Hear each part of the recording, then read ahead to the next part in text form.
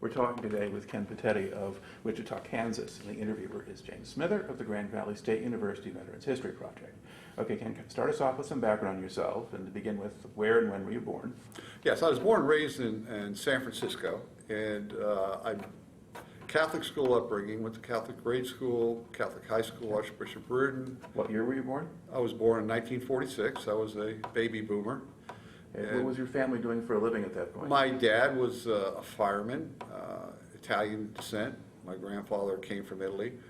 And then my mom was a housekeeper, but she also worked in the school's lunching program. She cooked for the schools.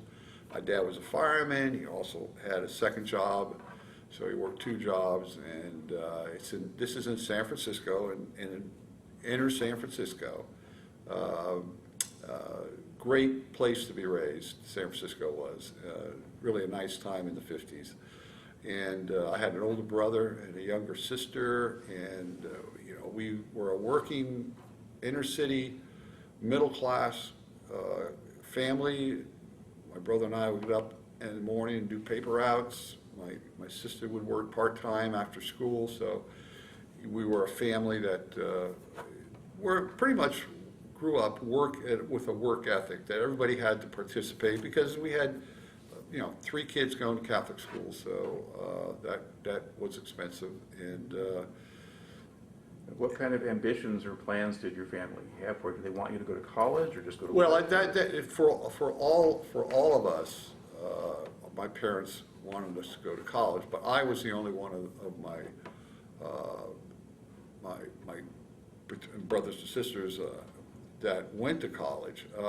And I don't know why. I mean, that was available to us. My parents would say they wanted to, but I was pretty good at athletics. I always was a guy that wanted to be the team captain, and pretty much excelled in football in high school. I went on to play at the University of San Francisco football, and so I guess football began to make me start shooting for college. I know I got real serious with my studies when I was a sophomore in high school, and worked myself up to a college prep position. At that time, they tagged you. You took a test to come into a Catholic school, and they put the A's, B's, C's, D's, E's, and F classes. I started at the C's, and by the time I was a senior, I was with the A class. I don't think I should have been with them, but it was a neat situation, because actually the guys that I went to high school with that were in the A class, they went on to be doctors and lawyers, and were really smart, but were really neat and helped me begin to realize that I should be reading magazines besides Sports Illustrated. They introduced me to Time magazine and to different things that were able to introduce me to things that were happening in the world. I had no idea what was going on in Israel. To these guys said, hey, you ought to read this article. So I began to get involved in events that were occurring throughout the world, and how they might affect me way back in my senior year in high school. Now, when did you graduate from high school? 1964. Now, what do you remember about, say, the Kennedy assassination? I remember the Kennedy assassination was a big thing, because you had a Catholic family. Kennedy was Catholic, and it was a big event. I hate to say it was an event, but it was a combination of a historical event, a president that was killed. Why was he killed? How did that happen? That was something that I, as a kid, wondered about. How could this guy get on this, bookstore and fire this weapon to kill the President of the United States? We did have the Secret Service, and so that was the beginning, I think, of our generation beginning to question things that were occurring in history at that time. So we had that, but what I remember distinctly, it was in the summer of 1964, the Bay of Tonkin incident. And this was 1964 now, and at that time my parents had gone on vacation. I stayed home because I was working, and on Saturday, the night that LBJ came on, I think it was a Saturday, It was in August, I believe, that the Bay of Tonkin incident happened. And there was a bunch of guys that we were all graduated together, we're all friends. And so there was about probably 11, and we were all playing. I mean, this is way back when we weren't drinking anything. We were drinking 7-Up and drinking orange juice and Coke and eating potato chips and popcorn. I mean, that's how innocent it was at that time. And LBJ comes on, Lyndon Baines Johnson comes on about the Bay of Tonkin incident. And so I happened to take a break, and I was sitting in our TV room, and I yelled out to them, "Hey guys," I said, you guys got to come in and listen to this. There's something going on here. You know, there seems to be something happening in Vietnam. And guys are saying, "Oh, Pitetti, you know, shut up." And you had Rich Nulliville, who spent 18 months as a Marine over there. You had Danny White, the Danny White that killed the mayor, Moscone. Wow. That was one of my buddies. And he served with the 82nd for a while over there. You had me, you had guys, every one of those guys that were sitting there, whether they got out of the draft or somehow found a way to go into the reserves and stay out of Vietnam, or went into the Peace Corps, it all affected everyone in that room that day in many ways. So it was, that is something I remember exactly and how it affected all of us, the Bay of Tonkin incident, how we were all affected by that incident and the commitment to go into Vietnam. All right. Now, did it occur to you at this point that, you know, you might well get drafted because of that, or?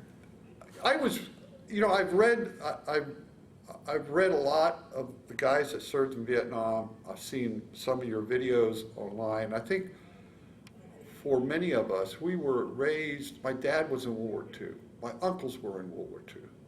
All of his buddies at the fire department, when I would go down there and talk to them, were World War II. My godfather, who I know this, you know, the movie The Godfather makes all Italians look like we're part of the mafioso. But a godfather in an Italian family is a very important person. And my godfather, Steve Quaccia, was with Patton in North Africa. He got wounded. In Sicily, he got wounded. In the march into Rome, he got wounded. So here I have a godfather with 3 Purple Hearts. And so it was expected, I felt, that you served your country. So when the time came into my sophomore year, I was majoring in pre-med biology, but I knew my GPA was not going to get me in medical school, so I was thinking maybe I'll go to graduate school, maybe I teach. But I was saying, well, I don't want to get drafted. I know enough about the military. You had to go the first 2 years of ROTC. It was a land grant college, so you spent, if you were of draftable age. So I had spent 2 years in ROTC already. So I said, well, you know, when I graduate, I'll put 2 years active duty and 2 years reserve unit after that, and just do my time. In 1966, yes, Vietnam was warming up. I had Rich Nulliville, the guy that was in there, had come back in 1967 after 18 months and said, "Don't go." Danny White came back from Vietnam, said, "Don't go." So I had that information, but I still had this feeling I had to serve my country. This sounds a little emotional, but I knew enough history to know the sacrifices that were made for me to be experiencing the affluence and opportunities that I was experiencing. And somehow I felt I owed this country my time. And if it was during a war that was, believe me, you could not live in San Francisco and not know about the Vietnam War. And there were, you know, I read material on the questions about the Bay of Tonkin, especially the second incident that were shadows on the radar that really didn't happen. So before I went active duty, I knew the Bay of Tonkin was of questionable veracity. I've read enough and saw, I mean, there was marches every other day in San Francisco against something. You know, my apartment was in the middle of Haight-Ashbury district. So you saw this whole hippie scene in San Francisco. The campus of University of San Francisco is approximately 4 blocks from Golden Gate Park and approximately 8 blocks from the corner of Haight-Ashbury. So believe me, you could not live in those times and not be aware of all the things that were there, the civil rights, women's rights, the question of the Vietnam War was very adamant on campus. I mean, when we would march on days of ROTC, there would be people around the parade grounds with banners against us, and against Vietnam. And so we lived with that over our heads all the time. And so, but I still felt an obligation to you know, serve my country. How did you kind of view the protesters and stuff? I viewed them as somebody, I felt they were sincere on what they felt about. I actually understood why they felt that way. I had read enough to know about the questions of the Vietnam War. So I wasn't somebody who was a gung-ho individual. The only problems I have with those who participated in the anti-war movement in Vietnam was not their cause. It was what they said to us when we came home. That was wrong. We didn't start that war. We had nothing to do with that war, yet we were the low-hanging fruit that they could pick off in airports. And I've heard, you know, one of the things that you hear from the men that I led in that jungle is what they went through. Because when I got wounded, you know, I went back to was flown back and basically went to a hospital. So I didn't have to face what these guys had to face coming back in the airports. And what the stories I heard is shameful. It's just bloody shameful what they were called. You know, here are guys that were drafted. They knew nothing. They were 19, 20 years old and they get drafted. They know nothing about the Vietnam War. And here they're called all these terrible things. And I was called these terrible things when I went on campus. I started when I was going through recovery at what was Letterman Army Hospital in San Francisco. It's not there anymore. But I asked as I was going through rehabilitation, I asked the doctor if I could start my master's program at San Francisco State. And he said, sure, as long as you're back in your bed by 10 o'clock at night, you could start your classes, you could start your master's degree. Because here I am with one leg, and my wife is pregnant with our first son, and I had to move on with my life. I had to start getting ready to get a job, and at that time I was going to start teaching. So I needed my teaching credential. I needed to start my master's degree. And when I went out there to register, and this was in January 1971, I think, when I was still officially in the Army, I had hardly any clothes, so I had my jacket, my Army jacket, I was with the 1st Division, and then I was with the 101st, tags, combat infantry badge. Here I am standing in line, getting in with no leg. My leg had not been developed yet. All I had was this cast with an extension of a foot on it and crutches. And I was a target. I mean, I was a target, you know? And people they didn't come and say, can we get you to the front of the line because, you know, no, screw you. You stand in line, and by the way, we're going to call you all these names. And then my first semester there, nobody would be my lab partner. Nobody would be my lab partner because who I was. And all throughout, I entered academia. I entered where the liberals were, you know. And listen, I'm a Democrat, okay? I'm a Democrat, but I wasn't the Democrats that called me names, and I felt did some shameful things. And throughout, you know, I would be at parties, and somebody would say, "Hey Ken, I heard you were in Vietnam." And you know, there may have been 7 of us standing there when somebody brought up that, and by a minute later, everyone had receded. And the only persons there would be me and the guy asking the question. The guy asking the question was wishing to hell. He never asked the question. I would be at parties and somebody would make remarks like, "You were that dumb to go serve in Vietnam? You got a degree and you went to Vietnam?" So this is the stuff I caught in academia, which, you know, it really made me more determined to succeed. It said, you know, you're getting your master's degree, and then, no, Pitetti, you're going to get your doctorate degree, because you're going to stay in academia, and you're never going to let these people be in a position to tell you what to do. And believe me, I enjoy it every Veterans Day to wear my Vietnam combat hat across this campus, and it's like, screw you, you know. So I feel the scars I know that, what's his name's going to be coming out with a PBS thing. Ken Burns, yes. Yes, and I've read an article about that, and I'm hoping he does a good job. And I have met people who were part of that movement who did call us names. And I've told them to their face they should be ashamed of themselves. And most of them would agree that had they, now that they're old enough to know, that they really shouldn't have done that. But I'll tell you what, I still carry the baggage of that. And maybe it was something that really spurred me on to be who I am right now. Okay.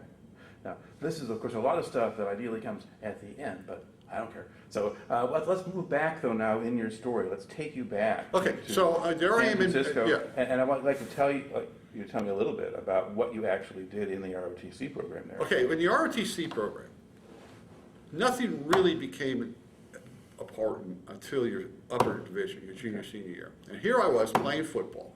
I was co-captain of the team, you know. And we would have the cadre in our, the officers that ran ROTC had 1 to 2 combat tours to Vietnam. They knew where we were going. So we used to take tests in a room not much bigger than the room we're in right now. And they would have on the corners combat films of Vietnam, volume full up. They would have in front of us, at that time we had stereos. They had the stereo full blast with marching music. And they would walk around throwing firecrackers. And they said, if you cannot think under these situations, then you will not be able to think in combat. You know, I was wondering why they did that, but boy, were they spot on. And then we would have what I call 72-hour no-sleep weekends, where we'd load us up on a bus and take us across the bay to Fort Roberts or Fort Cronkite or down to Fort Ord, to the different military locations. And we wouldn't sleep. They would just do nothing but classroom work, compass work, nighttime compass, drill, compass, knowing the map, knowing the compass, knowing how many steps you take at night to make 100 meters. Drill that into us. Okay, 12 o'clock Saturday night, Pitetti, you're the platoon leader. Here's your platoon. This is your mission. You got 30 seconds. You got 30 minutes to put a plan together. Lead your platoon. And you always screwed up. And because there was an ambush waiting for you, and they would say, okay, Lieutenant, or cadet, you screwed up. You know why? And I would say something like, no, sir. The cadet has no excuse. And they would say, okay, here's what you did wrong. And they would say, you know, you didn't have your flank covered. You weren't up front with your point man and slack man. And they would just very constructively say what you did wrong. They weren't yelling at you. They said, this is what you did wrong, and we're telling you this because you're going to be in charge of people and lives will matter. And that was, I got some great training by those people just in the 2 years of ROTC. I know everybody thinks ROTC is side of a lame way of becoming an officer, but the cadre that we had at that time, the NCO cadre as well as the officer cadre at the University of San Francisco, was top notch, and they knew where we were going. So here comes my senior year, and you got to choose branch. Okay, this is 1968. 10 offensive just occurred, and you got to choose branch. Let me see. There's infantry, and then there's infantry, and then you get to choose infantry. So I was saying, I don't know about this, and so the colonel called me into his office. He says, Ken, I hear you're having trouble about choosing a branch. I said, well, kind of, sir. He goes, well, Ken, I've been watching you on that football field, and you are a born leader. You are infantry.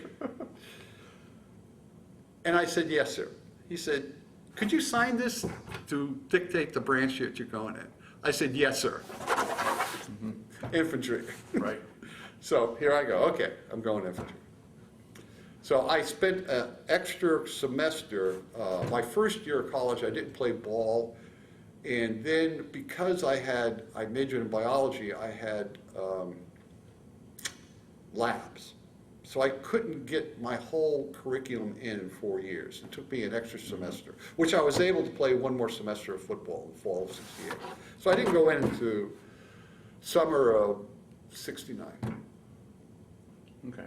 So when do you actually graduate from college then? Officially, I graduated in the fall of 1968. Okay.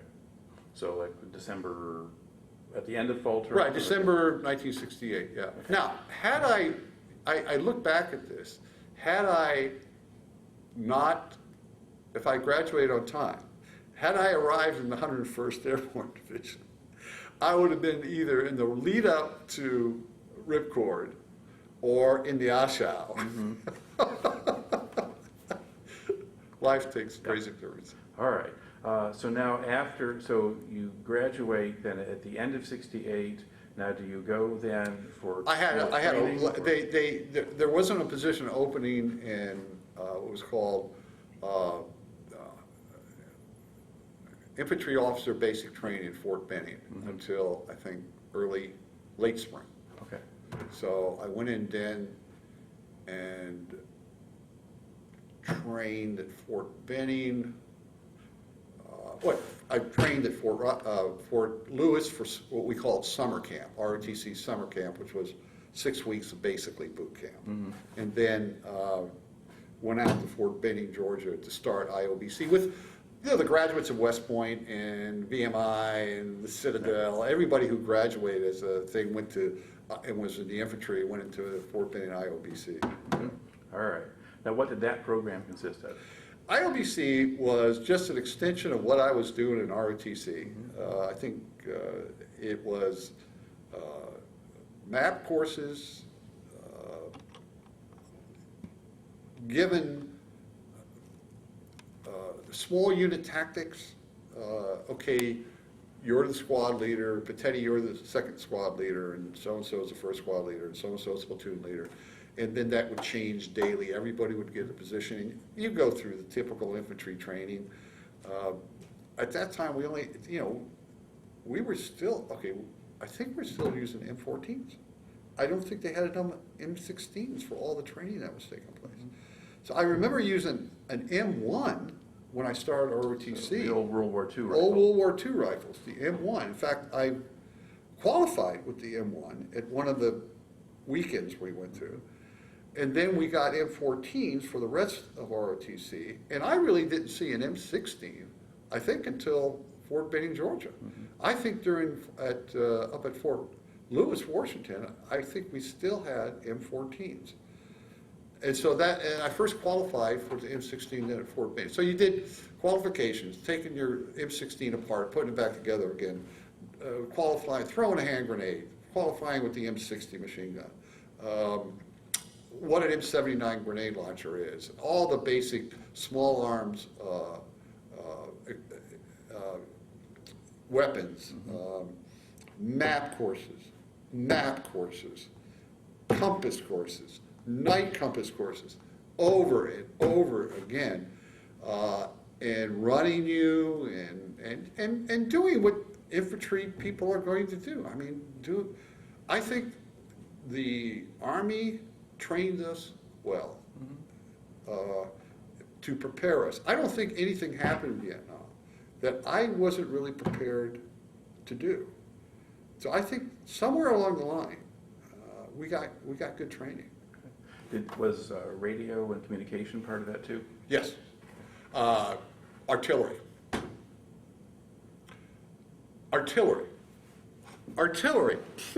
Calling in artillery. Using the map, how to adjust artillery. That was pretty much drilled into us.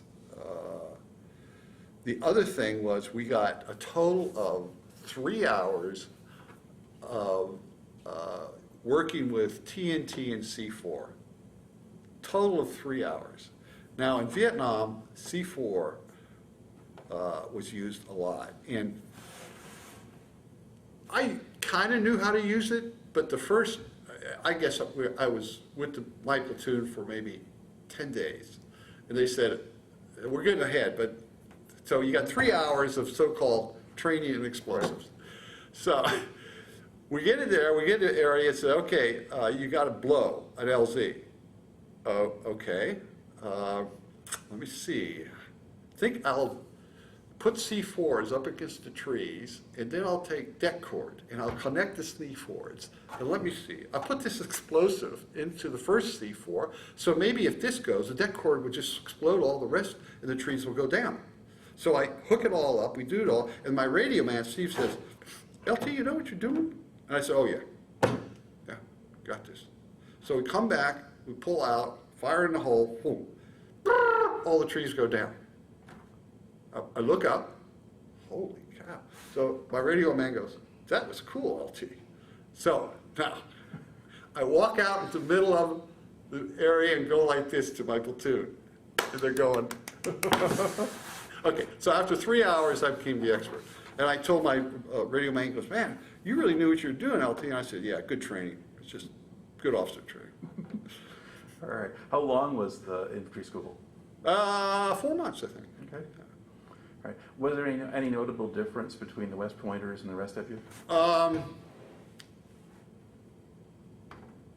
I think there was a little bit with the West Pointers and the guys from the Citadel. I think they felt that, I called them abused children, because they felt that they had gone through all this tough thing, and then when they found out I was from San Francisco, they said, oh, you're a hippie, man. You're not infantry. And I'm saying, okay, all right, whatever you guys got to say. So there was a little bit of ring knocking with the West Pointers. And look, you know, if you're thinking about having a career in the military, even then, you better go to West Point. You better go to Academy, the Citadel, or VMI, where, you know, that's the nature of the beast when you go to those schools, is to train you to be a military person. I just wanted to serve my country and just go back to civilian life. But yeah, there was, but I got into a group of guys from the Citadel. They were absolutely crazy. They were great guys. They adopted me. They adopted me and said, y'all better stick around with us. We're going to show you how it's done. And so I said, okay. So I went along with them. Mm-hmm. All right. So when did you finish all that? Oh, I left there in early fall of '69, and was assigned to at that time it was the 24th Division at Fort Riley, Kansas, which became the 1st Division at the end, towards 70, I think, 70, 71. The 1st Division came back to Fort Riley. But at that time it was the 24th Mech, and I became a platoon leader in the 24th Mech, and we were the backup for Europe. So we did everything armor. It was APCs and tank sort of military movement. But then, and this was at that time, there was a gas shortage, and they couldn't afford to keep the APCs and tanks going. So they said, okay, you guys are now straight leg, which was good. So when we did our maneuvers, we would be infantry. And there was a lot of guys who had just come back from Vietnam and were part of my platoon and were waiting for, they had 4, maybe 6 months left before they got out. And I said to them, when they were in my platoon, I said, look guys, I would appreciate when we go out in these maneuvers that you teach me whatever you think I should know as a platoon leader in Vietnam. And they were really good about it. They said, well, LT, let's go out in an ambush tonight. I said, okay. So they would take me out in an ambush and show me how to get out of the perimeter they were in, where to go, how to, first of all, do this, get away from your perimeter, sit low, and then want to gradually move to your ambush location, how to set your claymores up. I mean, these guys, they could have said, screw you, LT, I don't care anymore. But I think they saw enough in Vietnam, they realized that maybe I could save some lives. And I thought those guys were really good, and I learned a lot from them at Fort Riley. So how long were you there? 6, 7 months. I got my order, maybe 5 months there that it was going. Before we move out, what sort of daily life for you like there? In Fort Riley? Yeah. I showed up to your, at 7 o'clock, you were out in front of your formation.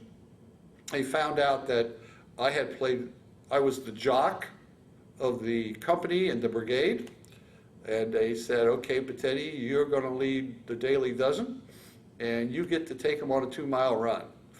So that's what I did most mornings before we started anything. And then, again, there would be mortar training, there would be keeping the APCs going out in the APCs, playing war games. You leave on a Monday morning, come back on a Saturday morning. At that time, you went Saturdays too. You went Saturdays till 12 noon.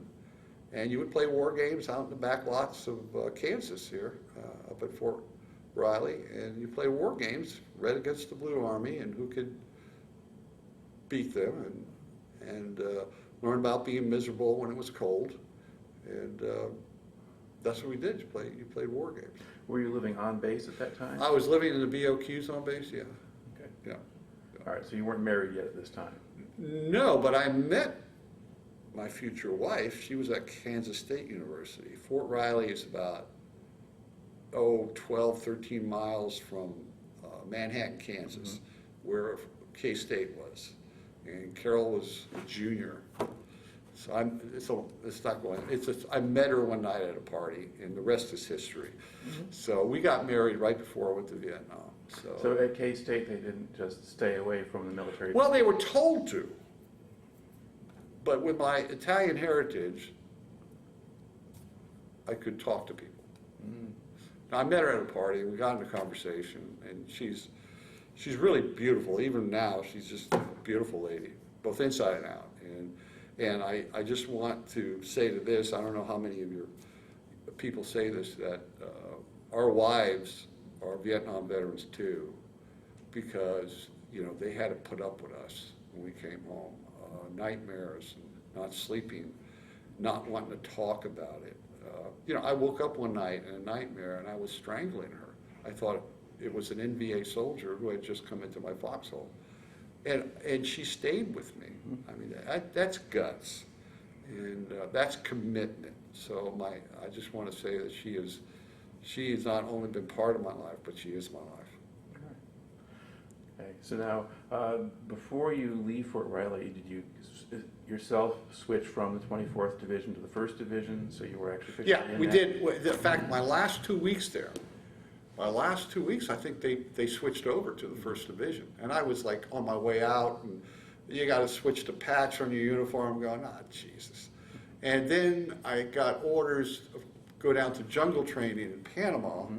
Before, they were doing that a lot now. I think there were a lot of guys that before they went to Vietnam, and this was good training.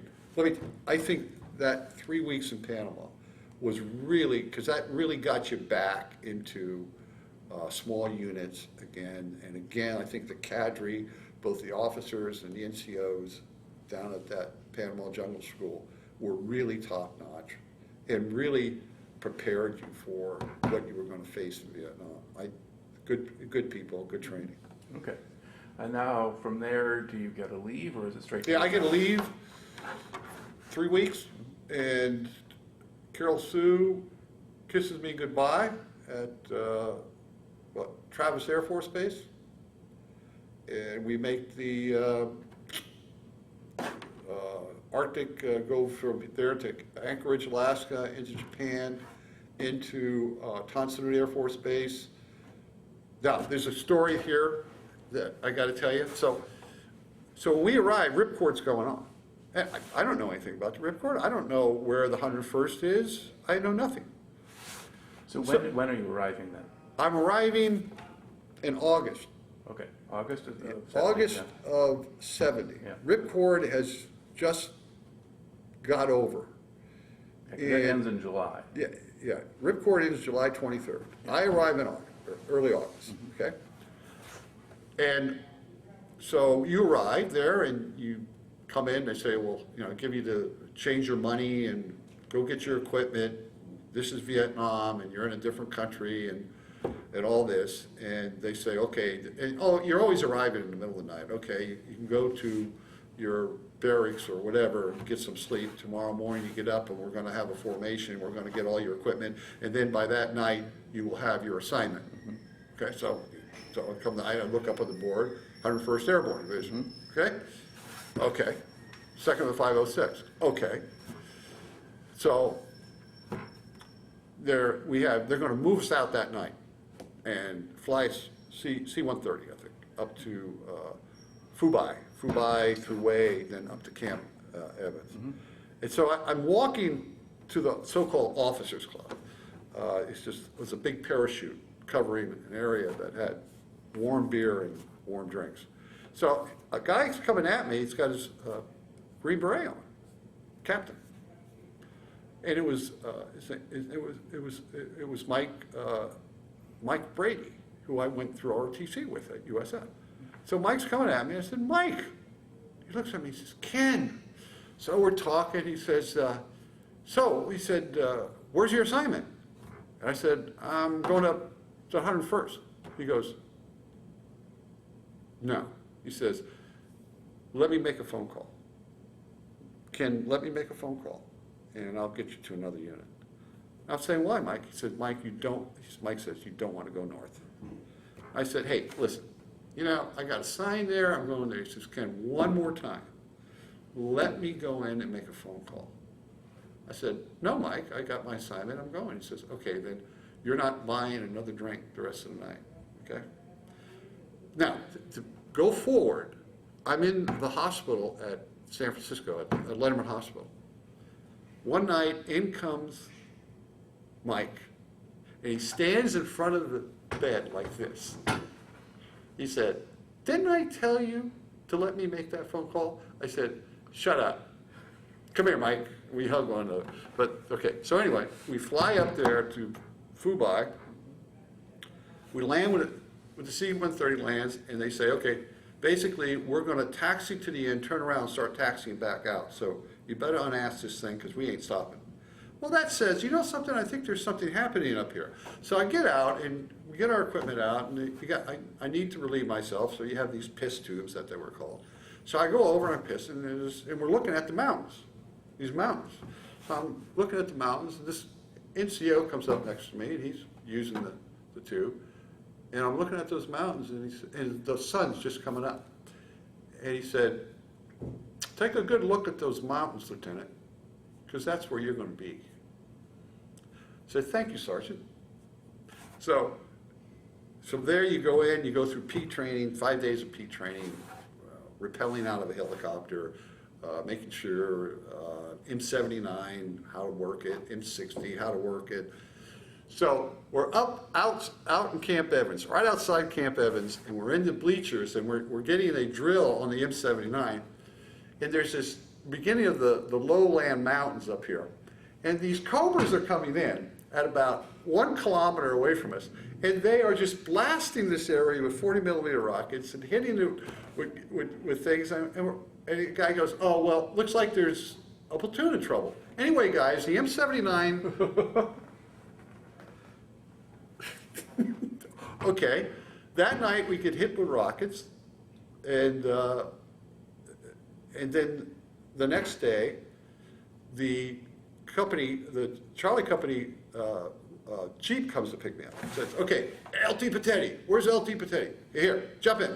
So we go through, this is the middle of the night, so we're going up and down in Camp Evans, come to the headquarters, Charlie company headquarters, pull and lift me off. So I come in, and the top sergeant sitting behind the desk, and he's got his feet up on his desk, and there's like beer cans all over the place. And he says, he's sitting there smoking a cigar. And I walk in. Another lieutenant. Yeah, okay. Drop your shit right there, LT. Want a beer? I said, well, you know. He said, trust me, you better have a beer. Okay, because when you're going tomorrow, you ain't gonna see any of this stuff, okay? Okay, all right, Top, you know, I got you. All right, so anyway, the next day I get pulled up, flown out to Rakkasan. I want to back up a little bit to a couple of things in this sort of transitional phase. You referenced P training. What was the P training is 5 days in which you're in country. They give you 5 days basically to adjust. And they're introducing you to the enemy. What is the standard operating procedure of the enemy? Gentlemen, you are up against the most well-trained North Vietnamese Army soldiers there is. This is not Viet Cong territory. This is NVA territory. Here's how they pull ambushes. Here's what you're looking for. Here's what your point man's looking for is cut off trees. When you see cut off trees, that means you got a bunker up ahead of you. And they have sparse the trees so that the bunker can have its rifle trains on you. So when you're walking up and you start seeing these things, you back off because you're walking into a bunker complex. Stay off of trails if you can.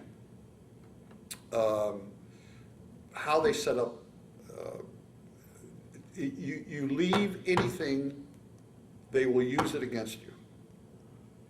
Police your area, noise security, just basic infantry stuff that you should be reminded of before you go out in the field.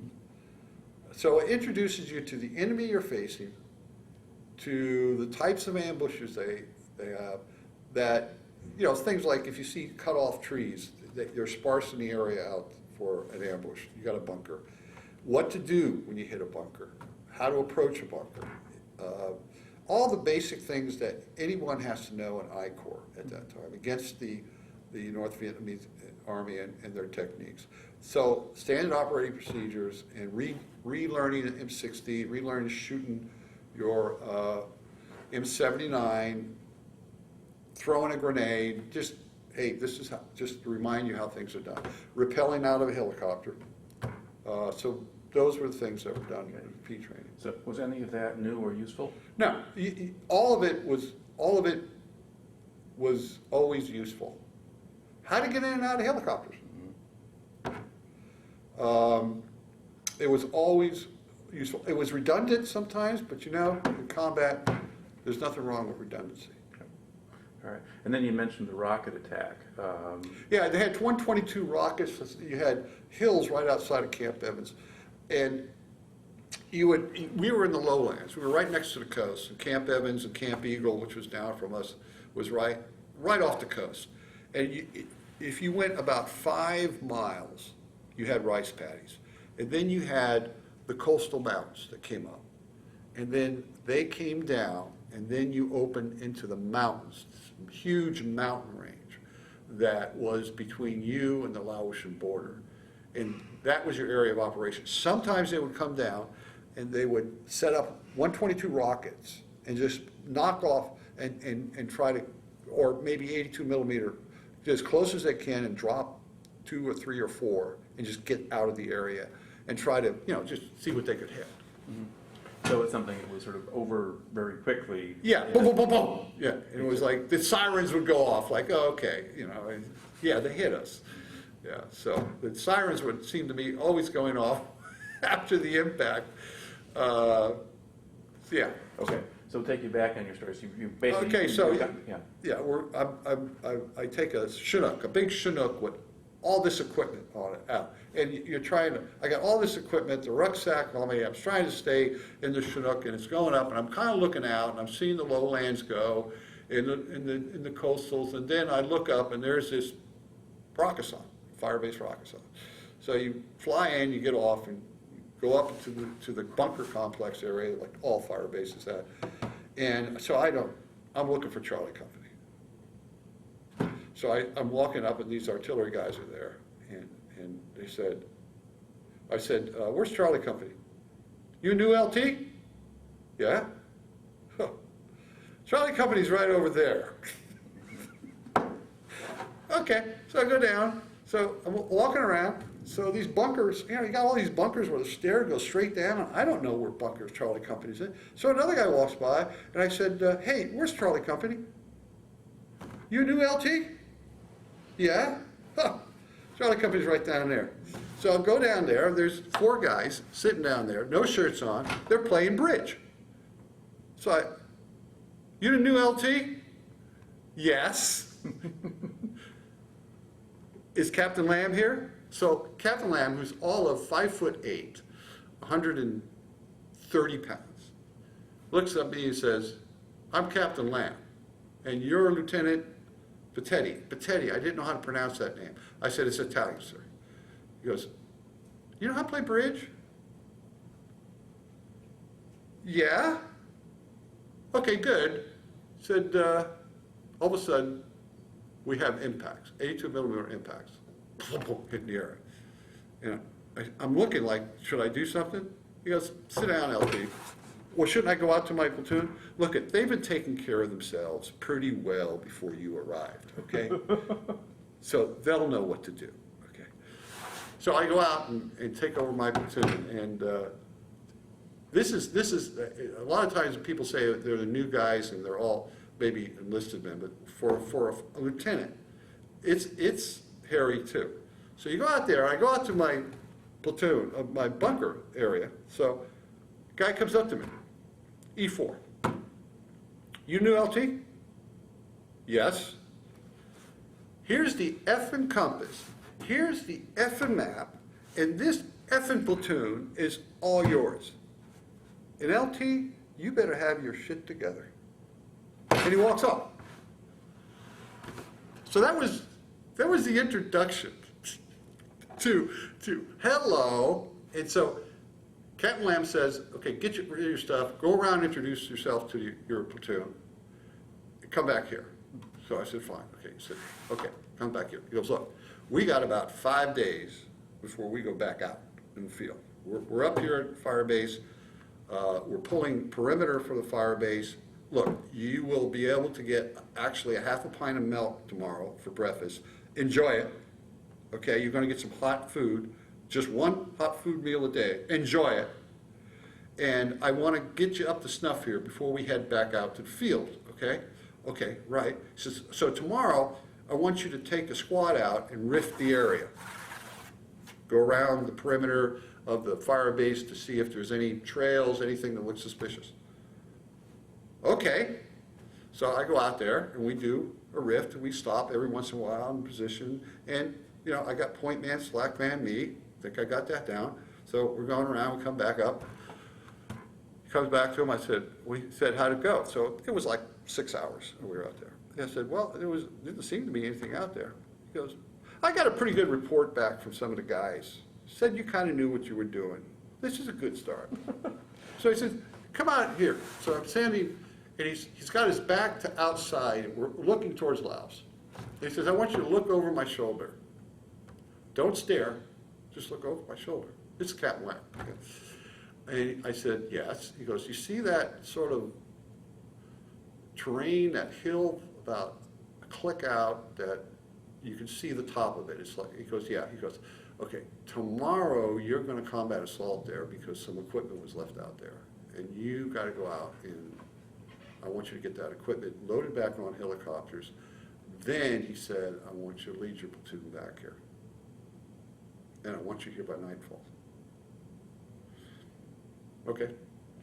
Who had been running your platoon before you got there? Good question. Believe Lieutenant Campbell had, Jim Campbell. who I've been able to communicate with just recently. Berkey, Sergeant Berkey was a platoon sergeant. Another story. So that same day I took over the platoon, Berkey is running, he had been taken out of the field. He was short. He was maybe 30 days left. And he was running resupply from Camp Evans up to Rockasson, Firebase Rockasson. And he found out that there was a new officer to take over 3rd Platoon. He also is involved in this, are you the new LT?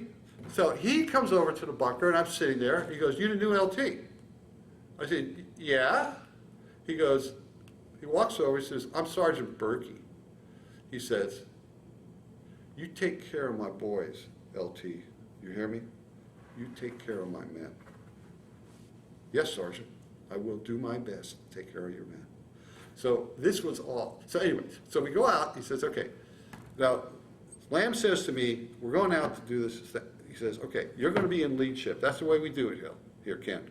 You're lead ship, and you're responsible for, once you land, to bring in all the rest of the helicopters, bring in your platoon, and reload the supply, and then lead your people back here.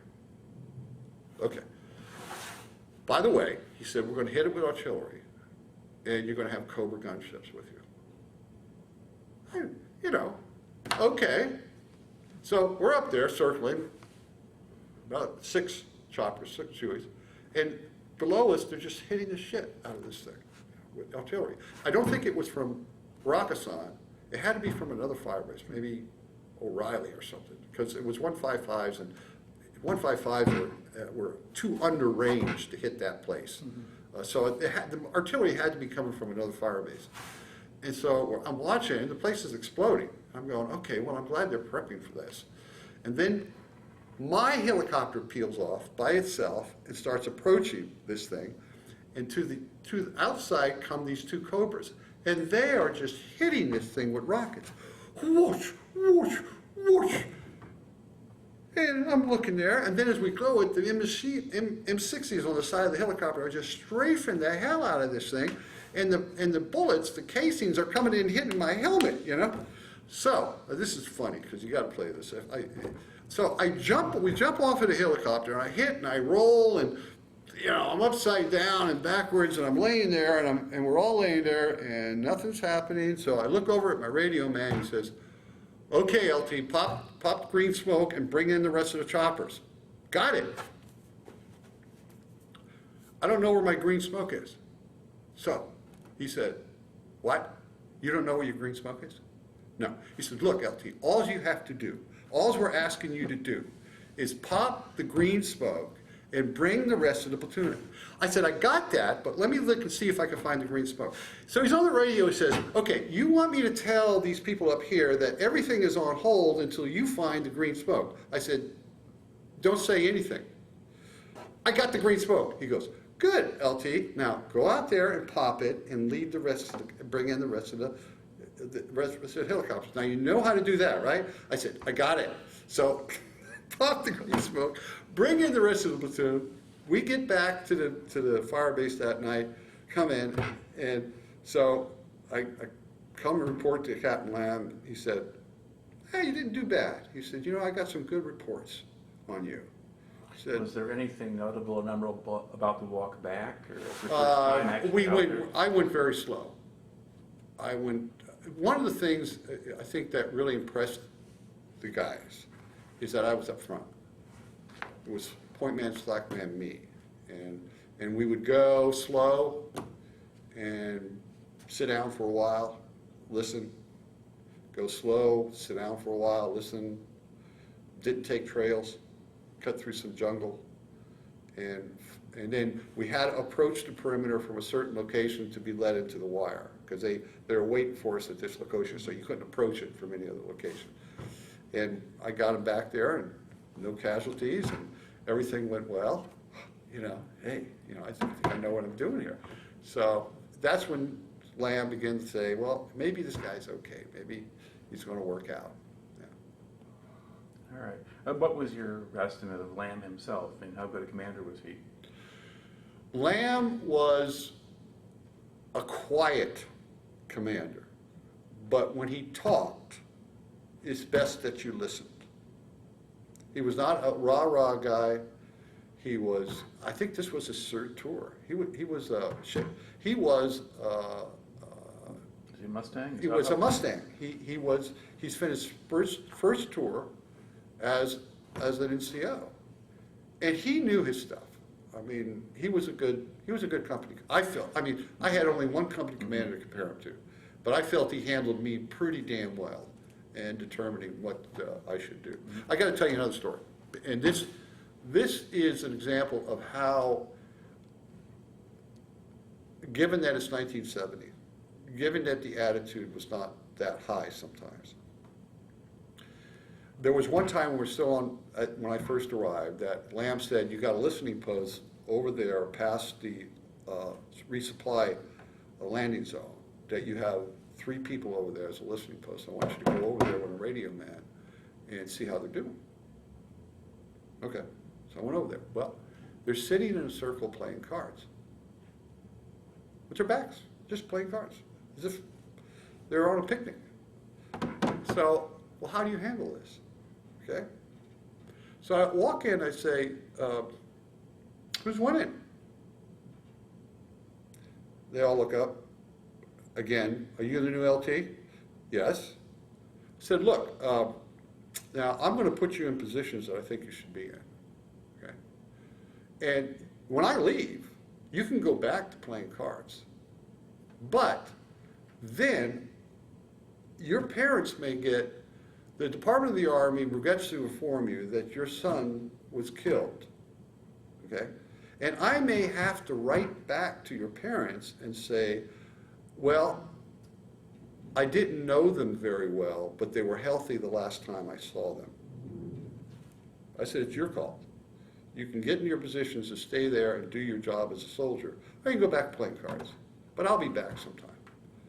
So that's the way I kind of handled things in terms of, I didn't feel it was, you had to leave from the front, you had to understand you had 19, 20-year-old kids who had been hearing all this anti-war information, had probably had demonstrations outside wherever they were doing their boot camp or AIT, were actually questioning why they were there, and here they were, and you know,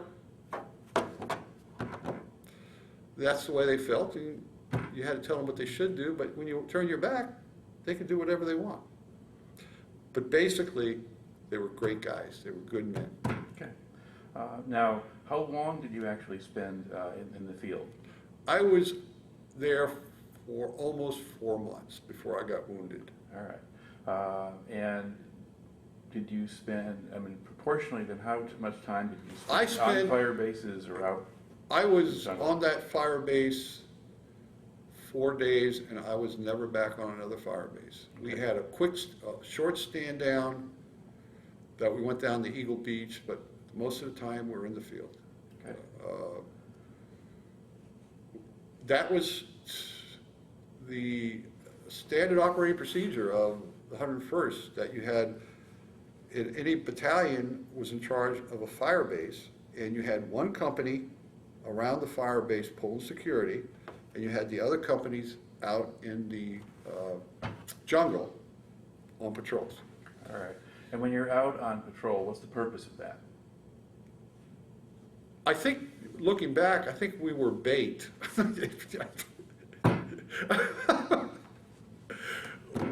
We were supposed to identify areas that we felt there was a lot of travel going on, pull ambushes, identify bunker complexes, just try to in any way prevent the movements of the enemy, prevent them from developing stores or caches of food or weaponry. That was, I mean, that was basically what we were looking for. I felt that, I mean, I felt we kind of were bait because we knew that once we came in contact, we had all this support fire. And a lot of times that's where most of the enemy casualty occurred. It didn't occur from our M16 or M60, sometimes it did. But the NVA were really good about getting their wounded and dead out of the area. They would not leave their people. But where I think they took a lot of their casualties was in our support, our artillery and F4s and Cobra support. That's where I think they took most of their. So I think looking back, that's what we were there for, to bait them, make contact, and bring supporting fire on them. All right. Now at this point, this tape is about up, so we're going to pause here, rewind, reload. All right. We were talking now about your time out in the field in Vietnam. You've sort of learned the ropes. You've sort of made the acquaintance with your men. About how many men did you actually have in your platoon? It depended on the day. I don't think there was, you were supposed to have 30. Actually, 10 to a squad. That makes 30. Then you had your platoon sergeant, your platoon medic, your platoon radio man, and your platoon leader. So really you should have 34 people. And would you, I guess the forward observers went at the company level. So The forward observer would be with Captain Lamb, wherever Captain Lamb was. Yeah. Captain Lamb would be maybe with 2nd Platoon for a while, and maybe he would be with, he never was with me. He was with 1st and 2nd Platoon. And so, yeah, it was platoon operations. You worked as a platoon. So again, you should have 34. I was lucky to have 28 was the most I ever had. So you maybe had 7 to 9 in a squad, and many a night I would take the CP, which I should be in the middle, and I would go to the perimeter in order to fill in the perimeter. Now, we were supposed, this is something I will say. There was decisions that had to be made that it's like we talked about Hill 902 and how perhaps they shouldn't have been there a second night. And I know people watching this don't know what we're talking about. And that perhaps another company commander would have found a reason to move off that hill. I would be called up and say, you should put an ambush at this location. Okay, if I take an ambush out, they're up all night. My platoon's down to 2 squads, maybe 16 men in a platoon, pulling a perimeter, with another group maybe 100 to 150 meters away. So I would call in my ambush, and there would be no ambush there. We would be in a platoon perimeter. So you had to do those sometimes, because day after day, your men became exhausted. There were so many things that you had to worry about as a platoon leader. A, you get the order in the morning of where to be by that night. Captain Lamb would say, basically, this is where I want you to be by that night. You instructed your platoon leader, your squad leaders, and your squad sergeant, because you knew that by the end of that day, every day, you could be gone. So you acquainted them with where you were doing, where in the map you were, what the direction was, what the purpose of that day, where you should be that night. And if something were to happen, where was the rallying point? Where do you get your men to with the helicopters? Now, during that day, you would be going down to ravines. I mean, the map was just contour lines. And you would be going down to ravines and up into ravines. And you had to find in the line of march water, because guys were going through a gallon to a gallon and a half of water a day. So you made sure you crossed a green line to get water for your men. You didn't want to reach your position that night with empty canteens. So you had that to worry about. You had to stay off trails, but you had to be at a certain location that night. So we'll walk down this trail for maybe 100 meters, and then we'll get off and go this way to get off 100. you were constantly, you had your point man, slack man, and any time the point man saw something that he didn't like, he would go like this and then look at me, and you would come up, everybody would go down, you would come up, you would look, you would assess the situation. Do I just continue? Should I bring my squads up flanking? Are we into flanking me? So are we into a situation where I got to watch my flanks? So all of these were decisions you had to make. And where were you on the map? Where were you on that map? Because if you did not know, if you got in trouble, then you couldn't direct artillery.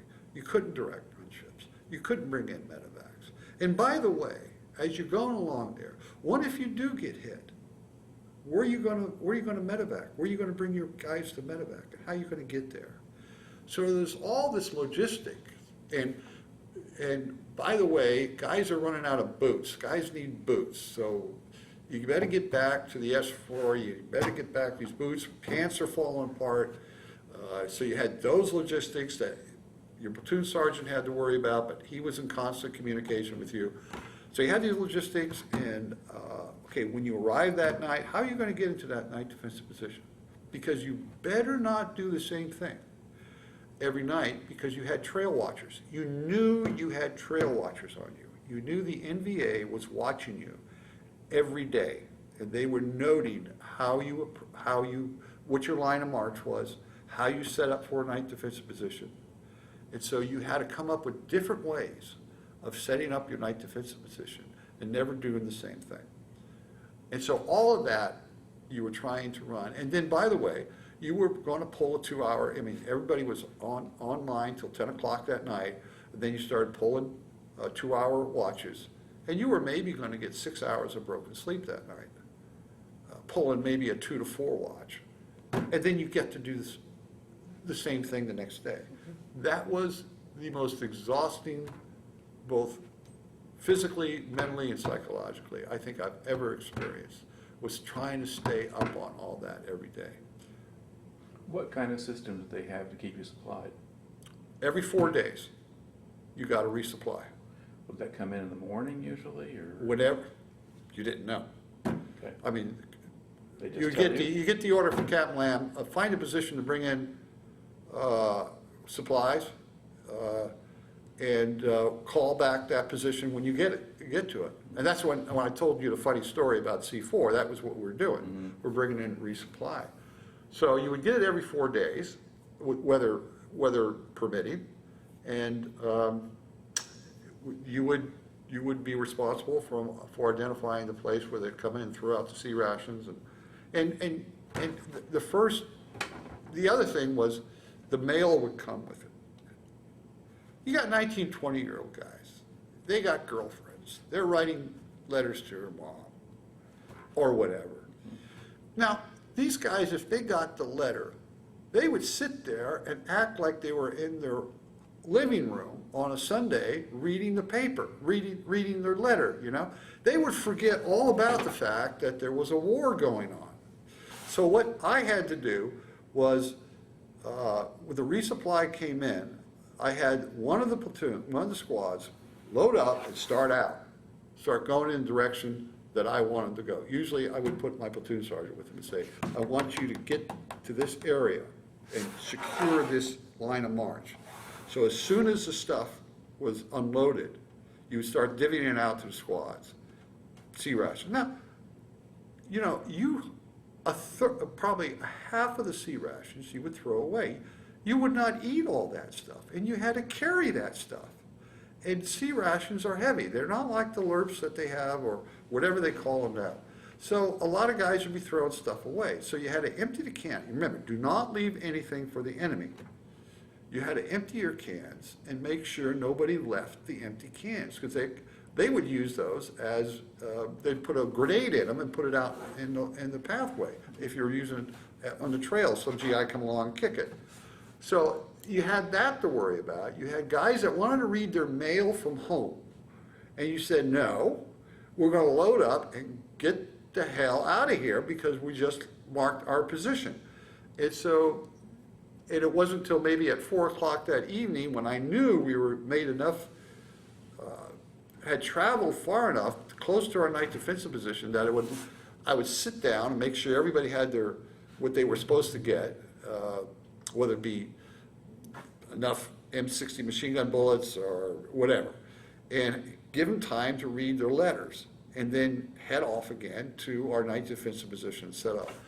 So to me, resupply day every 4 days was a pain in the ass, because you had that human nature of wanting to just sit down and just say, forget the war, LT. Let me read my letter from my girlfriend or from my mom. Let me just experience a few minutes of just enjoying this, you know. And you'd say, no, you can't. You got to move out. Come on, let's go. So those are some of the things that you had to do to keep people alive. Okay. Now, one of the things I noticed, David, before we started this interview, you're showing some clips of film that 101st Airborne had. A lot of guys out in the field very close together. When you're actually marching, how far apart are you? It depends on the terrain. Most of the jungle was pretty damn thick, and so if you string out 28 to 25 guys on a single file through the jungle, they might be 5 to 10 feet apart. Some places you would lose sight of the man in front of you in a matter of 5 meters. So it's important to keep your men together, but not too close together. Now, what the hell was going on behind me? I had no clue. That was the squad leaders and the platoon sergeant. Mm-hmm. I was focused on the point man, slack man, me. And then right behind me is a radio with an antenna on it, so to say to the enemy, you know something, probably the guy with the radio is the platoon leader. So there was a whole lot of other things. So I expected the squad leaders and the platoon sergeants to make sure guys didn't get lost, and that they weren't clustered up, but they weren't so far away that they couldn't see one another. I don't know if that answers your question, but it was thick. Now, there were some times that the area would become sparse. There was Agent Orange was being dropped. So there was like splotches of jungle that were dead. So you would hit that, point man would hit that, bring me up. And what I would do is circumvent. I'd send a couple squads this way, a squad this way, and we would circumvent. We wouldn't walk through that area and then around. Now you could see people, it was easier to travel with that. Those were the only times that I remember where we didn't go in single file. Okay. How much actual contact did you have with enemy ground troops as opposed to? You had, it was whenever they wanted to make contact with you. There were some times when we would look back, and there was one day we saw a trail watcher, and we knew he was calling, we felt he was calling, he was with a radio band, so we felt that this guy's might be calling an 82, so it was a rush for me to get to Captain Lamb to get artillery up to hit that area, and I guess we won because we didn't get hit.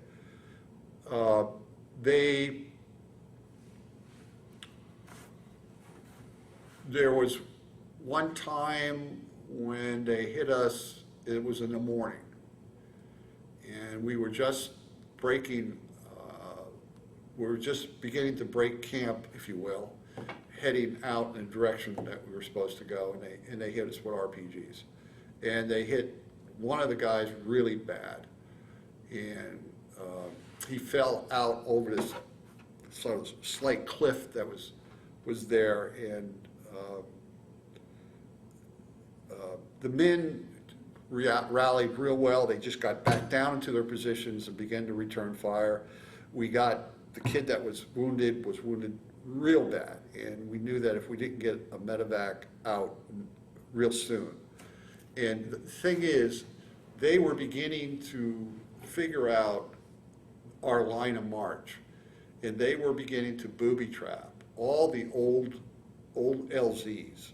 in the area, and they were starting to booby trap all the trails in the area. And so therefore, so here we are with this guy, and I know there's an LZ about 300 meters, and we're gonna have to take a trail. If we're gonna get this guy out, we're gonna have to take a trail. So I just said, give me point man. So this guy Hanson stands up with an M60, and I'm saying this because I want to tell the people listening the courage and the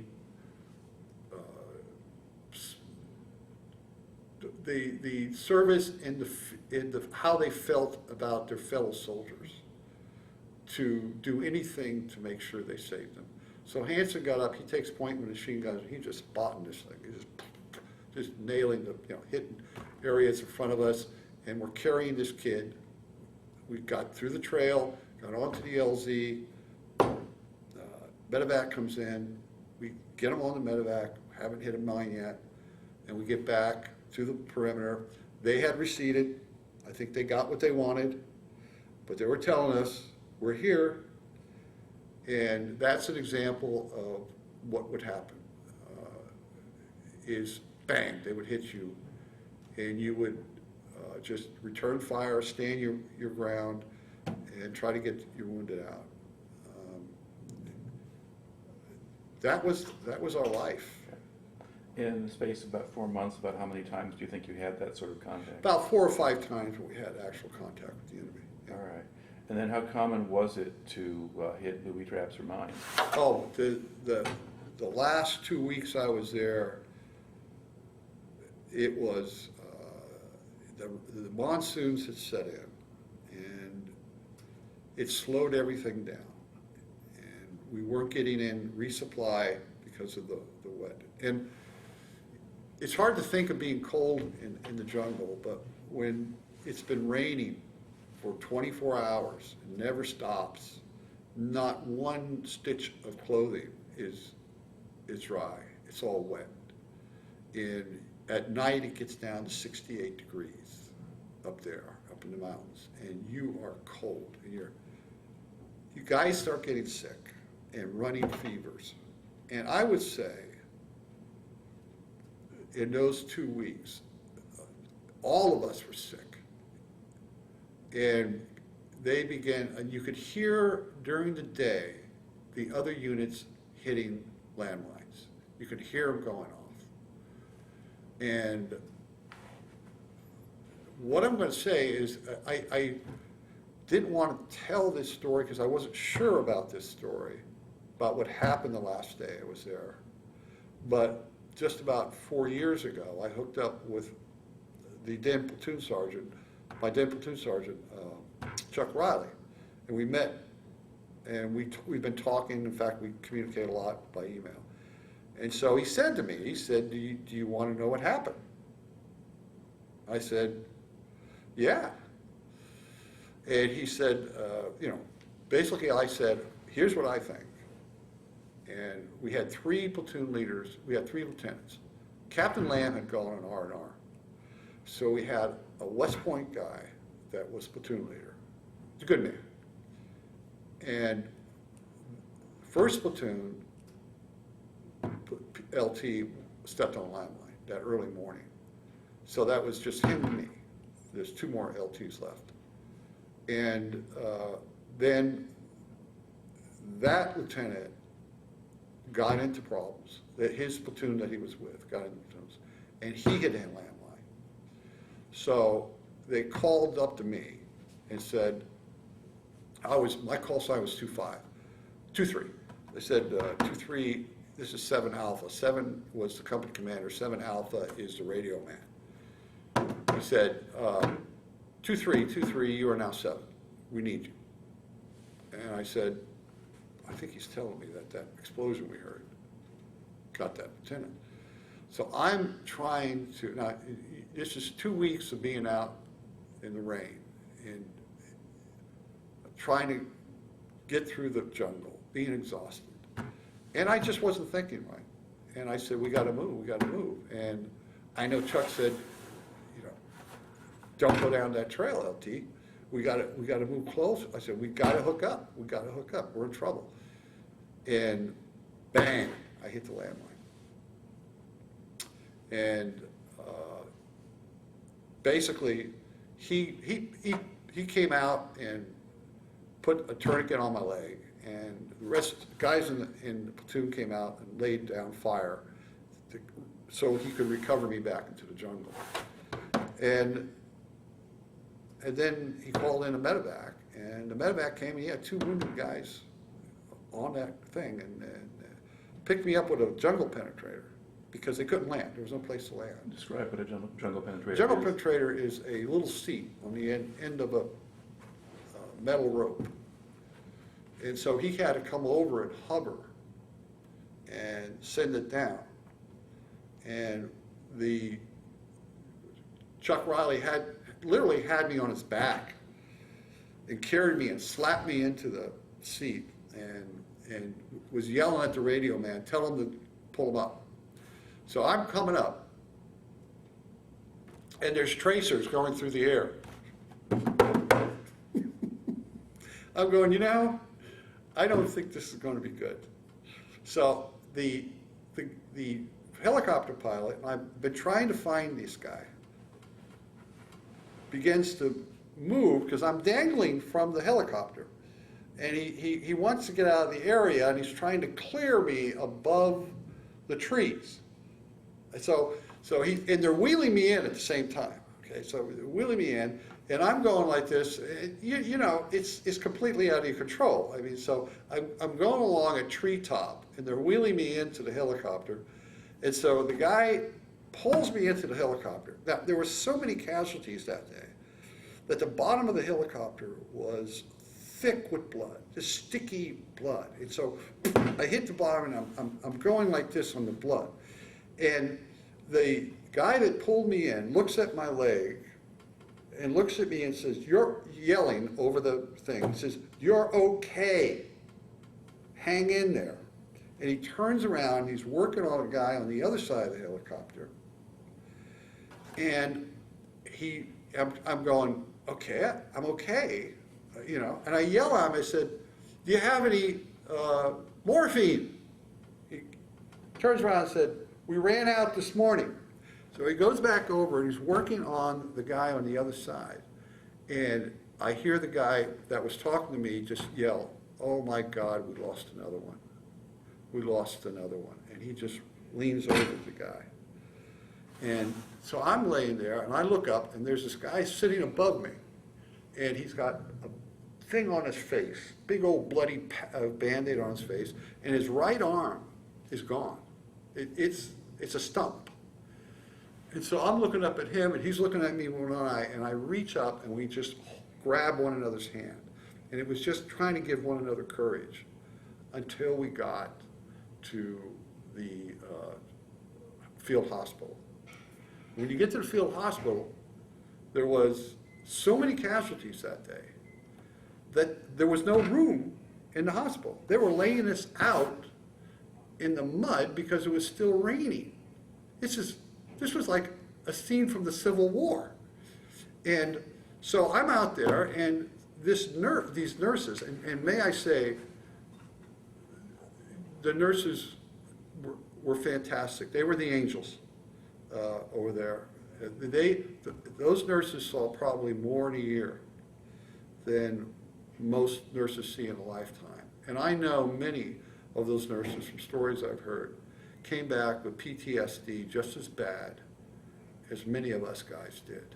And there was nobody for them either to talk to them about the carnage that they saw.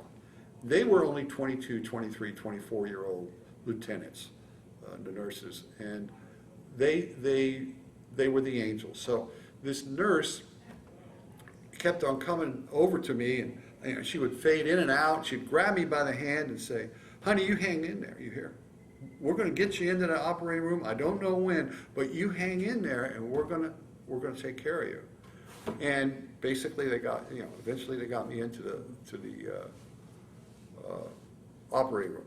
To those who are looking at me, when I stepped on a landmine, it blew my leg off about 6 inches below my knee. It's called traumatic amputation.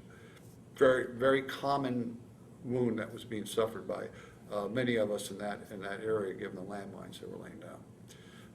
So that's my story with how I survived. So to those people looking at me, I'm a miracle. And when I came home, when I came to after the operation, I thought about all that had happened. And I thought about the men in my platoon and in my company.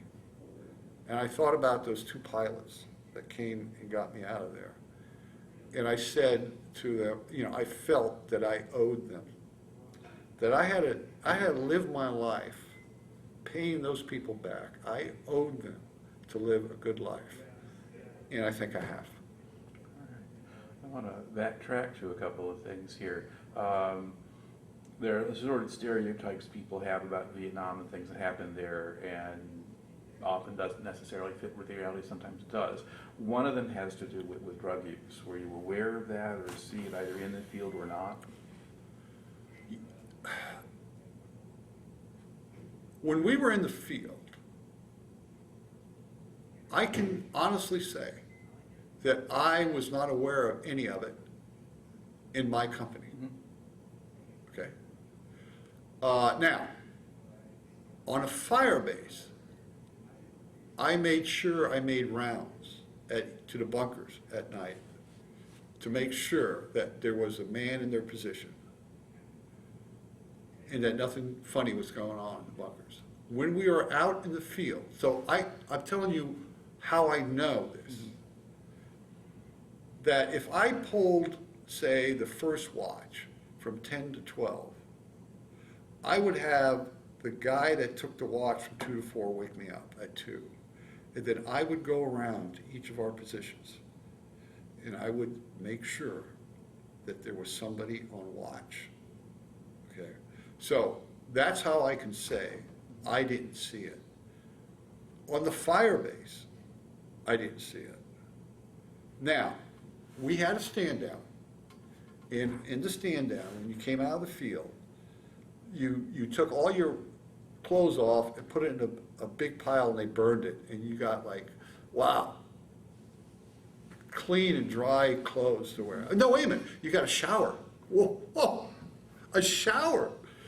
And so after soaping up about 4 or 5 times, you got out and you got these clean clothes on. And that night, it was a tradition that the officers went out and bought the booze. And the order was, and you had steaks, and the order was, you will be drunk by midnight. Now, were there guys that went off and smoked weed? Hey, I don't know. I just told my men that, look, I'm going to get drunk tonight, and I'm going to get drunk with you guys. Okay, so if you want to do anything else, it's your call. But if you get caught, I'm really going to be pissed off, okay? And that's all I said. So was there anything going on in a stand down at a big Camp Evans, where you had your perimeter set up, where we weren't soldiering at that time? There could have been. I'm sure there was. But that's what I know about the drugs. Well, that's the idea. What did you see where you were? Yes, that's what I know about it, yeah. All right. And another big thing has to do with race relations. I mean, there's certainly a lot of tension back home. A lot of guys brought that with them when they came over. Did you see signs of that? If you were back at a main base, like Camp Evans, there were areas of Camp Evans that white men weren't supposed to go, and there were areas where black men were supposed to go. So back where the war wasn't, there was racial issues. The few days I was at Camp Evans, I did experience some of that. So there's no doubt there was racial relations. Out in the field, it didn't exist because of the situation you were under. Now, what was happening back at Camp Evans, I'm sure there was some racial strife going on there. And rightly so. I mean, look, let's put me into, let's turn my skin to black and have me raised, rather than the neighborhood I was in San Francisco, let's say I was black and raised in Hunters Point. And I got into the Army. And I couldn't get a job when I was young. There was, the idea of going to college wasn't there. And then when I got over to Vietnam, you know, I may have felt the same way, that what am I fighting for? So I tend to try to put myself in other people's shoes. I'm not blaming anybody who's black or white who had those feelings at that time. Again, if I was in their shoes, I might have felt, in fact, I probably would have felt the same way. But they were there. And so they still exist today. I don't see it. I'm a retired officer. I go out to McConnell Air Force Base every day, just about. I work out there. I don't see a racial problem that existed, but we were being drafted at that time. That's in the military now. I went back to Fort Campbell. I visited the troops back there. I didn't feel that racial strife that I felt in the service. And that's because everybody has to realize that, look at what was happening then in the 60s. You know, I went through 2 race riots in San Francisco. There was just, cities were burning. Civil rights was huge at that time. You had, you know, Eldridge Cleaver. You had leaders of the black community that were speaking out about their rights. And there were people, and I would have listened to them too if I was black. And I would have said, you know, you're right. There shouldn't be this. You had Malcolm X, King, and I can remember listening to all those people. I remember going to an Eldridge Cleaver talk in San Francisco. And you get to the feeling that, you know, maybe if I was black, I'd start feeling this way too. So that's where I come from when it comes to, and by the way, we had a foster son who was black. And the white people are naive when it comes to the undercurrent of racism that exists in our society.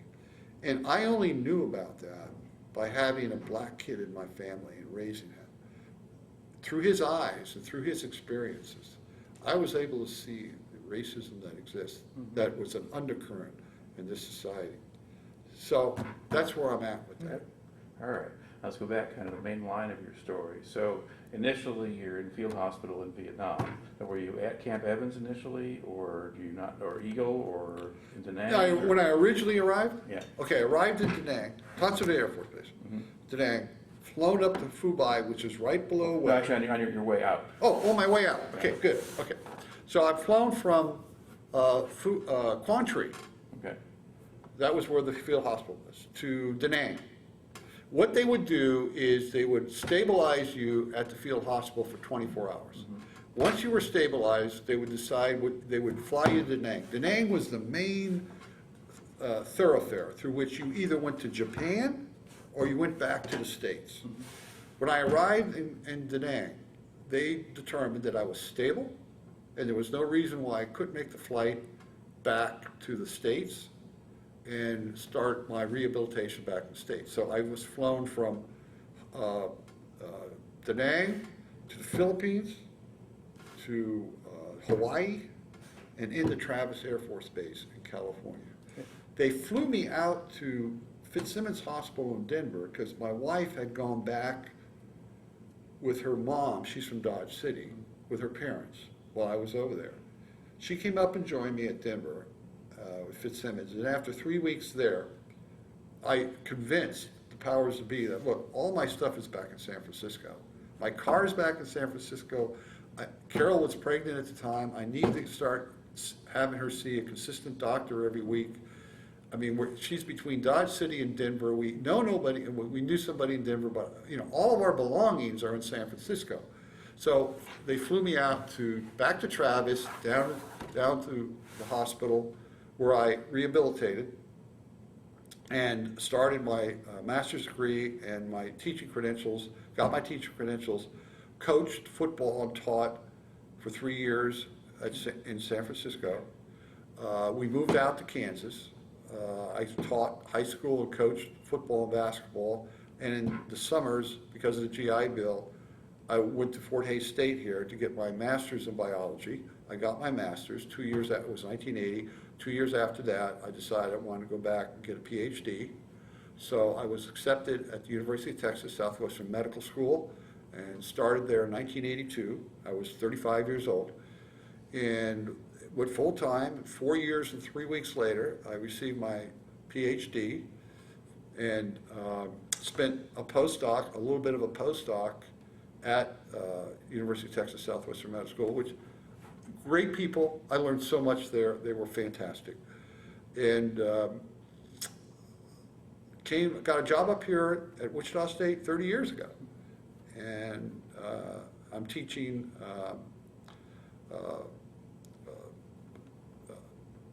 pathophysiology and clinical physiology I'm in the Department of Physical Therapy, to the doctoral students in physical therapy. I teach nursing students, I teach PA students, I teach all the people that would be considered all your health professions in the College of Health Professions here at Wichita State. Most of my research has been with disabled populations, and I have focused on kids with developmental disabilities in my past 25 years. That's probably where I'm going to leave my mark, and still focusing on working with kids with developmental disabilities, intellectual disabilities, Down syndrome, autism, those type of kids. And enjoy it, I love it, I get paid for what I do. I love research, I love writing, I love teaching my kids, I love to be around them.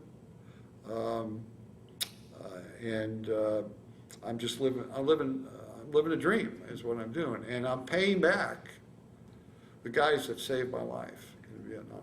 Now, you also mentioned, though, that when you got back, you had your share of PTSD and and continued, like that. continued events would happen. And out of nowhere, you would be, for instance, I flew into Washington, D.C. one time. I would be flown back there sometimes to be an evaluator of research proposals to like the VA or NIDRR, research for disabled people. And you would be flown back there and you would review different proposals and determine, rate the proposals as you would see fit. And I had some good people, I knew some people back at George Washington University I did research with. And so I would use that time to go out there to hook up with my colleagues at George Washington and work on, they were part of my research team to work on what we're doing. I went to a social event that was put on by GW, George Washington. I don't mean to be derogatory or cause any ill feelings with GW, okay? I'm sure it's a good university. But you got to remember in academia, especially in my generation, there was that culture, the anti-war culture, and that anybody that served in Vietnam, there was something wrong with us. And I was at a party, and this woman that was my age was there with her daughter. It was about 9. And she said something like, I heard you were in Vietnam. And I think somebody put her up to this. I really do. And she's standing next to her mother. And I said, yeah. I served in Vietnam. She goes, why did you do something as stupid as that? Now, I know that 9-year-old was put up to say that. And I look at her mother, and her mother was just smiling at me. Very, like, boy, do you deserve this. It's stuff like that. And I said, this is not my party. And I said, ma'am, you have a nice evening. Little girl, you have a nice evening. Good luck to you in your life. Went over to my friends and said, I'm leaving. And left. It's stuff like that that would appear every once in a while, out of nowhere. It's just like somebody came and just slapped you right across the face. Now, today you're pretty well connected with other veterans and Sure. you get involved in. At what point did you start kind of making those connections? Have you always kind of... I think most of us, I think Gary Gilliam, who was very active in our Charlie Company organization, said it the best way I know how. He said, for 20 years we buried it. And then for the next 10, we ran away from it. And finally, somewhere around 2000, we said, enough of this, we're getting too old. We got to start reaching out. And that's where we started reaching out. So I'm at the commissary one day, and every once in a while, I'd wear, get a 101st Airborne hat, and I'd be wearing it cocked, walking around after. And I go and work out just about every afternoon. And then when I work out, I go over to the commissary, and Carol Sue always has a little list that I have to pick up. So I pick up the list of groceries and I head home. So one of the guys over there, one of the clerks, was a Vietnam veteran. He said, "You were with the 101st?" I said, "Yeah." And he said, "You got to meet somebody. You got to meet somebody." I said, "Sure, John." I said, "Yeah." He goes, "I know somebody who's 101st. I want to take." And so I'm out there a couple of weeks later, and John comes up to me. He said, "Ken, don't go anywhere." I said, "Oh, okay." I said, a guy comes over. Says, "John told me you're in 101st. I said, "Yeah." He goes, "Well, who are you with?" Like you're going to know who I was with. I said, "I was with 2nd of 506. He goes, "Oh, you were with the Curries." I mean, who would know that? Yeah, it's a nickname of the battalion. Yeah, it's a nickname of the battalion. I said, "Yeah." He goes, "Well, what company were you with?" I said, "Charlie Company?" He says, "I was with Delta." I said, "For real?" He goes, "Yeah, I was with Delta Company." So I said, "Okay." So he hands me the card. He said, "Look, if you're interested," he said, "in getting back with your group, just send me an email." He said, "I'll hook you up." I'm going, right, So I said, I take the card, I put it in my pocket. "Well, it was nice meeting you, And he's getting the feeling like I'm, kind of disking him. So I'm walking out, and he said, "Oh, by the way, Curry Heat." And that just stopped me in my tracks, because I hadn't heard anybody say that Curry Heat. I turned around and looked at him. He said, "Think about it."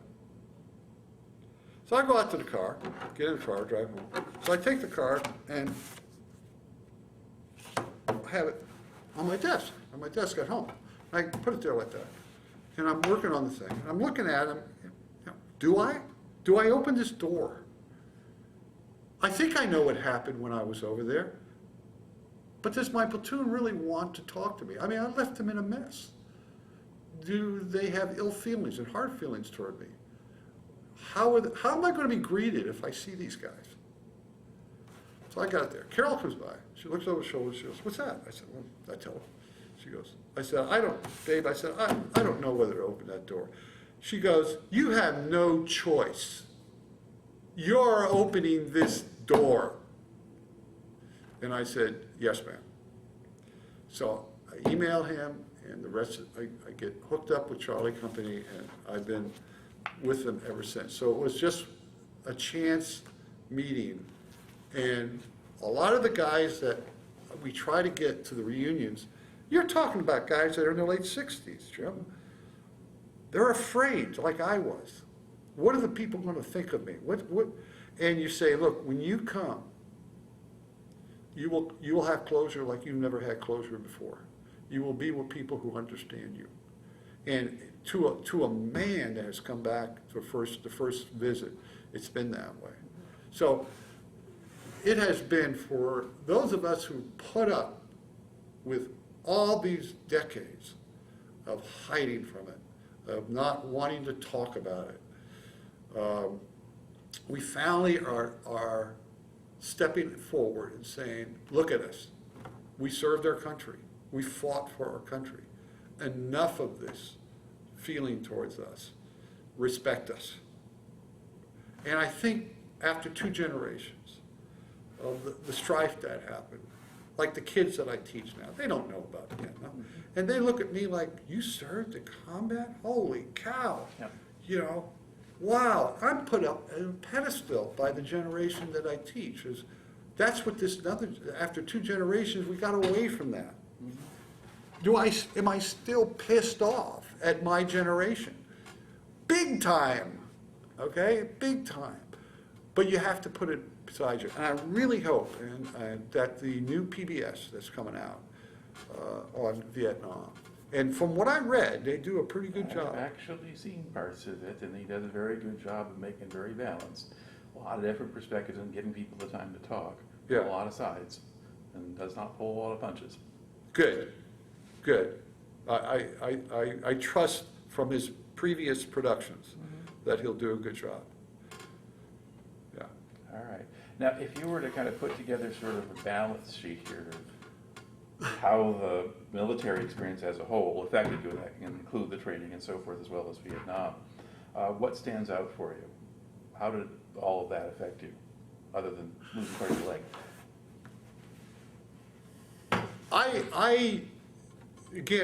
I was raised surrounded by people who served in World War II, and I've read a lot of history when I was a kid.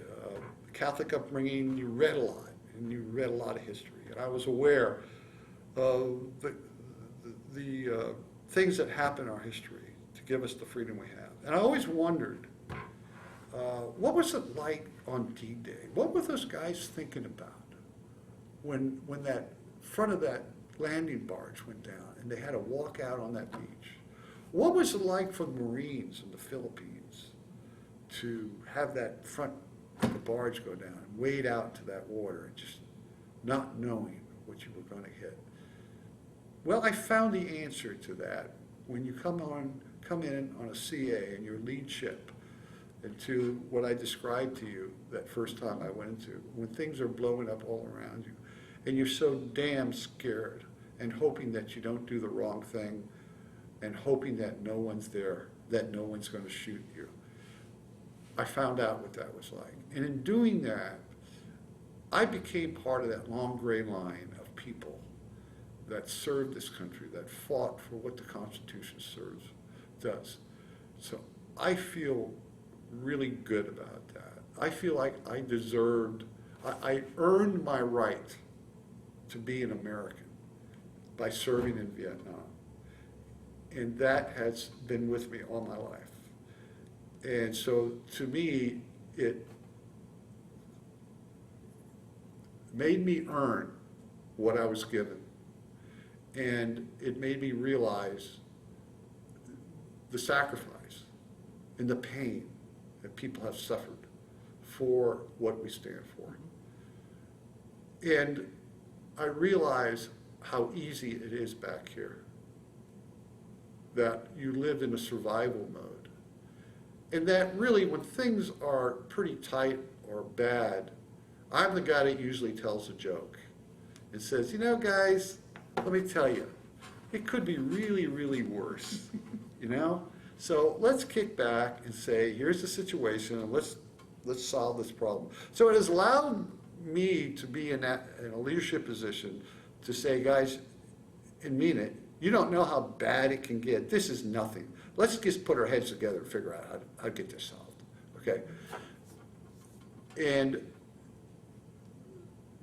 I think it just makes you feel like you earned it, that you've been able to help people get through tough situations in life, that let's take it one step at a time, and that you've been a good mentor and a good American, and that you're leaving America, when the time comes for me to die, that I'm going to leave this country in better shape than I found it, with the people that I associated with the students I associated with and helped.